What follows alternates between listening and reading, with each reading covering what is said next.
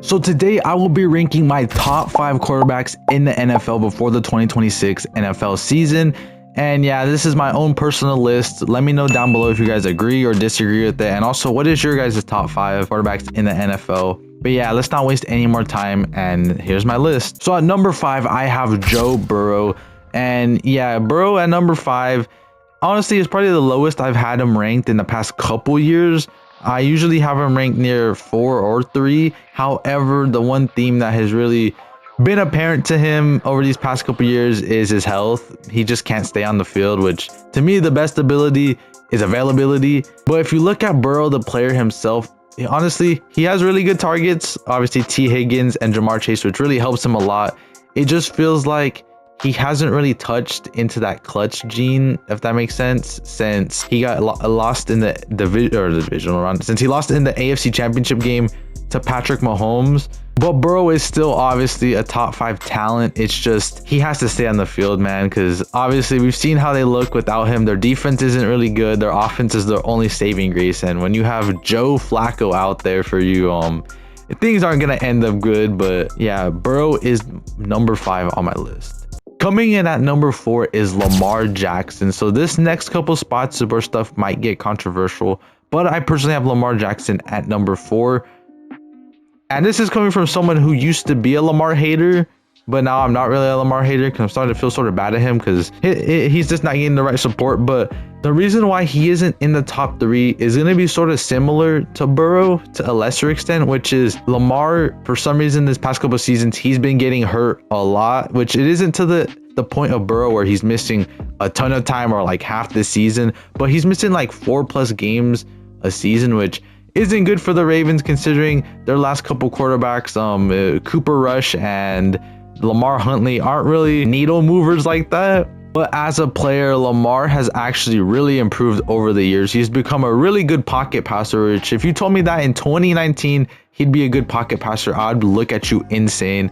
Obviously, his running ability is still there. However, he doesn't really do as much as he did last time because obviously him being hurt or him getting hurt more often is really gonna change that because you don't want your star boy getting hit time and time and time again. But yeah, Lamar Jackson is my number 4 quarterback.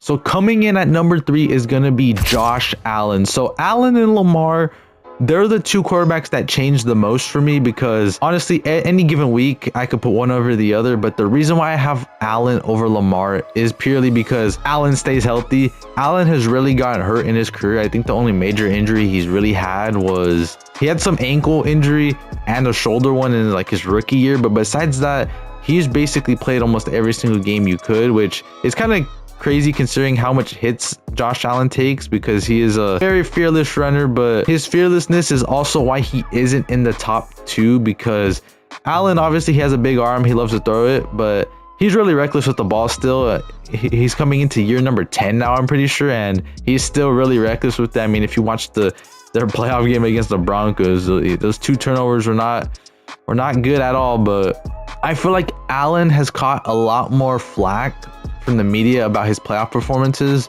when Lamar has low-key had the same amount of bad playoff performances as him but doesn't really catch the flack. So that's why obviously, I mean, even before, if you go to the Allen and Lamar like debates, I've been on Allen's side the whole time and I'm going to continue to be it because the media keeps saying he's the reason why they keep losing, even though he partially is, but at the same time, not all of it is his fault. But I do think Josh Allen is a top 3 quarterback in the NFL.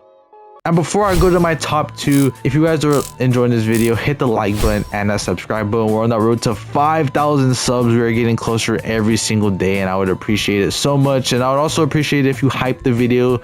I don't really know what it does. It just makes my video do better. And if my video does better, then I do better. So coming in at number 2 is going to be Matthew Stafford. So imagine telling me after the end of the 2022 NFL season when the Rams only won 5 games that Matthew Stafford 3 years later would be a top 2 quarterback in the NFL. I would have thought you were delusional. I thought he would have retired the year after, or maybe even like right then and there. But Stafford, number 2, he's just aging like fine wine. I mean, obviously this year he won the MVP, had absurd numbers, even in the playoffs. I mean, he only had 1 pick and it was a pretty ugly pick against Carolina. But besides that, he was tearing up every defense in Even the Super Bowl champions defense, he was tearing up. But yeah, Stafford at number 2. If this was unbiased, or if this was biased, I would have him at number 1. But I have to think objectively here that who knows if he can continue this performance with his age. I mean, he is going to be 38, or he might be 38 already. But if you look at some of the throws he was making last season, he was making some insane throws that it would just make you like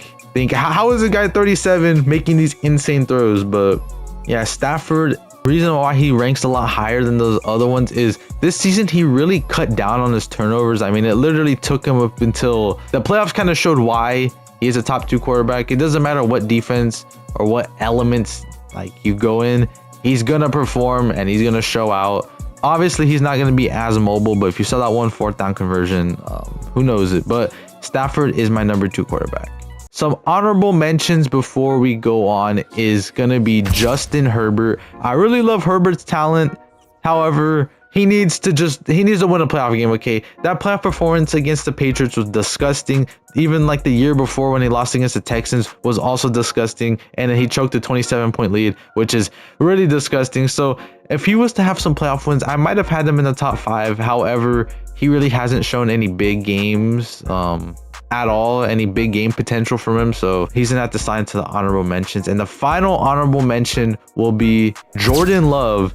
And I'm one of the Jordan Love hypers, but honestly, he has been everything that Green Bay has needed. He has a big arm. He has really good accuracy. I think the one problem, which I think they might have solved this year, was they have no wide receiver 1. It was just a bunch of wide receiver 2s, which I'm kind of glad that they traded Romeo Doubs and Dontavian Wicks, because that's basically forcing the guys you have in now to step up for Jordan Love. But I think if Love had some more bigger wins on his career, he might have slid into the top 5. However, the only really big win he has is just blowing out the Cowboys in the 2023 playoffs. But Jordan Love, you at least get an honorable mention. And are we shocked that who is number 1? The number 1 quarterback on my list is still Patrick Mahomes. So obviously this year he just had was a big down year. I mean, they missed the playoffs. He tore his ACL, all sort of bad stuff. But even before then, he was sort of struggling this year. It's just there's no way I could put a list with not having Mahomes at number 1. Obviously, if you've seen some of my other lists, you already know I have him at number 1 still. Just what he makes of the talent he has around him. He has, I don't know if I've actually said my opinion on the Chiefs receivers, but I do not like a single one of them. They are basically just run up the field and hope Mahomes can launch, or he is going to launch it downfield, but he has not had that much good talent. I mean, the 2022 season he had was historical, and he literally was throwing to Juju Smith-Schuster and Marquez Valdes-Scantling. Yeah, Mahomes just turns something, or he turns nothing into something. And obviously with his big Super Bowl wins, all coming down from 10+ points, he is that guy. And I hope the Chiefs can give him more help, because I mean, K9 is going to be good, because I hated Isaiah Pacheco for him. But as long as he can stay healthy and the O-line can stay healthy, the Chiefs are always going to be contenders no matter who they have. They could literally have me catching routes for them.